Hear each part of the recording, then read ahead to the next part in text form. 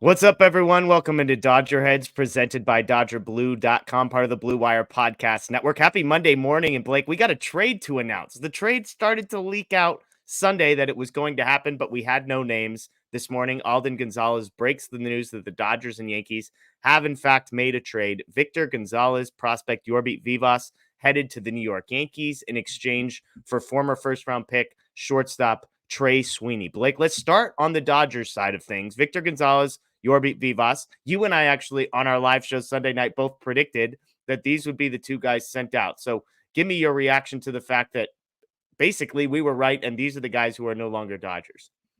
Yeah, so to start, it was kind of expected it was going to be a prospect and the lower end pitcher on the roster. And with Gonzalez being out of options, it's not surprising he was the name that was traded. He was great for the team in 2020, kind of regressed in 2021, didn't pitch at all in 2022, and then was about league average in 2023. So he's really been surpassed by Caleb Ferguson and Alex Vesia. So they just didn't really have room for him, and to move him out, it just kind of made sense. And then with Vivas, he was added to the 40 man in 2021 to protect him from the Rule 5 draft, but he has yet to make his major league debut. And I don't think there was ever really a spot for him in the Dodgers' Yeah. plans. It was just kind of like they were protecting a talented player, but he wasn't really going to be part of their future. He doesn't profile as the type of hitter they like. He's very contact oriented. He won't strike out a lot, and he'll take his walks, but he's not going to hit for much power, and that kind of limits his upside. So from that perspective, it's just if you're kind of moving on from a guy who projects as maybe a backup infielder for most of his career, which can be valuable, but for a team like the Dodgers, it's just not something you're going to hate to lose. To have a really successful career with that kind of profile, you really need to be like Luis Arias with the Miami Marlins, where you're just like an 80 grade contact hitter, and Yeah. Vivas just isn't that. So it makes sense to move on from him and try and upgrade there. Yeah, I think the important piece for those who maybe haven't been tracking this is that the Dodgers 40-man roster is full, and that was before Joe Kelly and Shohei Ohtani were officially added. And so they needed to clear some space. Obviously, one option would be to just start cutting guys. But best case scenario is you can move off a couple of these guys and actually get something of value in return. You mentioned Victor Gonzalez. He could not be sent down to the minors, had to be on the major league roster this year, and was not expected to. Vivas, interestingly enough, despite being a guy that we've never seen at the major league level, has only one option year remaining because once you're added to the 40-man roster, if you are in the minor leagues, that counts as an option year. And so Vivas has one option year remaining, meaning if he plays at any point in the minor leagues this upcoming season, the following year he would have to be at the major league level for the entirety of the season. So those are all factors that go into this. The Dodgers receive Sweeney back, who's not on the 40-man roster. So that's kind of, you could argue that the biggest piece of this is that the Dodgers opened up two 40-man roster spots and got something of value who does not take up one of those. Briefly on Gonzalez, he's a solid major league pitcher. I don't think either of us would dispute that. I think the Dodgers are probably hoping for more out of any relief pitcher that they have, but to most teams in the league, they would love to have a lefty like Victor Gonzalez who's pitched in big games, who, like you said, at worst is probably league average. Maybe his ceiling is slightly higher than that. And then Vivas, who is going to be ranked lower on team rankings than Sweeney in most cases, but it's worth pointing out that that's because the Dodgers farm system is deeper than most other teams. And so Gonzalez and Vivas, guys that, I would have loved to have kept around, but logistically doesn't make any sense. So let's flip to the other side. Trey Sweeney, a shortstop coming back from the Yankees, has one more year before he has to be added to the 40-man roster. He is a former first-round pick of just a couple years ago. So Blake, as you've kind of dug in a little bit on Sweeney, give me what you've found and kind of how excited you are about the name coming back. So when I first saw it, it did seem kind of exciting. He's a guy a lot of prospect people who followed wanted the Dodgers to go and get. Back in the 2021 draft when he was taken 20th overall, he was someone who projected very favorably by draft models and analytics people. So he hasn't produced as well as some of those expectations kind of hoped. He's still Yeah. been solid, contributing at pretty much every level of the minor leagues, but he hasn't shown that first round kind of upside you do want to see. Part of it, I think, is due to his swing. He hits a lot of ground balls, and that kind of limits upside there because you can't hit homers on ground balls. So I Yeah. think it's something where the Dodgers are going to kind of tweak his swing there and make some changes and hope they can unlock some more of that power. And if he can do that, he has like top prospect potential there.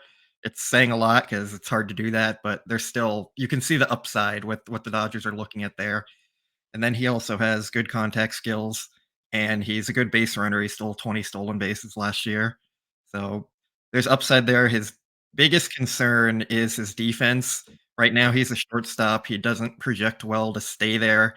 He might not project well at other positions either. He's kind of like maybe Michael Bush type in that regard, where bat first, kind of figure out the defense and hope it just plays out enough where he's passable.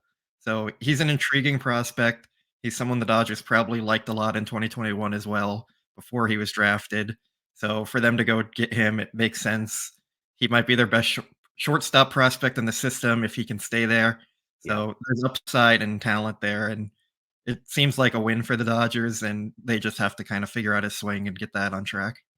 Yeah, it was funny that when Ken Rosenthal on Sunday reports, hey, the Dodgers and Yankees are close to a deal, it's going to be two 40-man guys for one off. It felt like every Dodgers prospect person I followed was like, man, Trey Sweeney would be sweet, but there's no way. I think our own Justin Lorber tweeted something along those lines. It's like, here are some names I like. I don't think they'll get any of them. Sweeney was on the list. He ends up being the return. I was texting with Justin this morning. Here was his report. Good hitter, walks a lot, needs to lift the ball a little more, might end up moving off shortstop, but that's the only place he has played in the Yankees system. Said he's 2025 is kind of the ETA. Most people think 1 to 2 years away. He was a AA guy last year. Justin was looking at his numbers and saying, hey, he could legitimately probably be at AAA this upcoming year. But again, doesn't need to be added to the 40-man roster for 12 more months, which I think is a plus. Here's kind of some other things. A couple guys from Baseball Prospectus, Jarrett Seidler and Jeffrey Paternostro, they had this to say.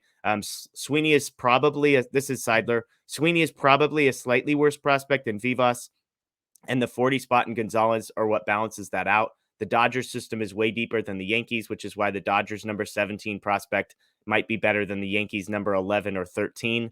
The utility costs in rostering a non-elite prospect who isn't a great MLB year-end roster candidate is probably out of options is significant. Paternostro said this. This is likely going to end up with the Dodgers trading their 17th best prospect and Victor Gonzalez for their now 14th best prospect. The Dodgers probably have a better shot with these kind of hitting development tweaks than the Yankees. The Yankees might value the higher floor of Vivas, but he adds the 40-man flexibility was the driving force here for the Dodgers and that they did okay given the time and leverage constraints.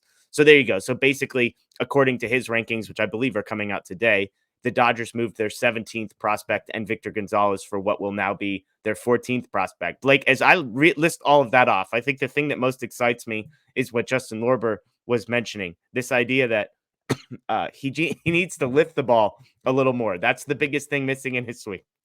Is there anything the Dodgers hitting department is better known for than teaching guys how to lift the ball? Maybe that slider that they've been teaching their pitchers, the Dodger Hitting slider, I side, think hitting side. yeah, on the hitting side, that's probably not anything that they do better. Maybe taking walks and kind of teaching that patience there, but yeah, it just seems like such a profile the Dodgers would like to fix and tweak because he has all the talent there. He has raw power. He just needs to kind of unlock that in the game. And if he does unlock that, it seems like the hitting upside is very real there. And even if he doesn't, he's probably still a solid utility player at the major league level, solid backup type player. But yeah, for what they gave up, it's a very good trade, I believe, and makes a lot of sense to do that, especially when you need to open the 40-man spots. Yeah, some highlights from Pipeline, by the way, on Sweeney. Sweeney established himself as one of the better college hitters in the 2021 draft out of Eastern Illinois, signed for $3 million as the 20th overall selection, reached AA by the end of his first year.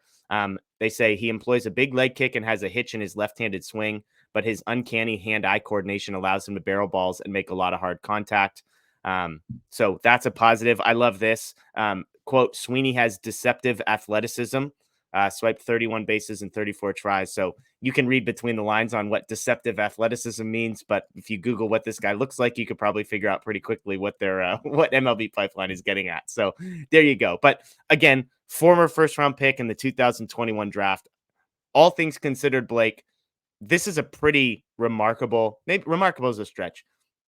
This is a really, really solid outcome for the Dodgers. Moving a guy like Gonzalez, who we all knew they needed to move, Vivas, who had one option year left, who is a nice piece, but wasn't going to break through with the Dodgers anytime soon, to be able to move those guys off the 40 man and not just open up the spots and get like a lottery ticket, but get a guy who was a first round pick a few years ago who hasn't underperformed, had an above average weighted runs created plus at AA last season.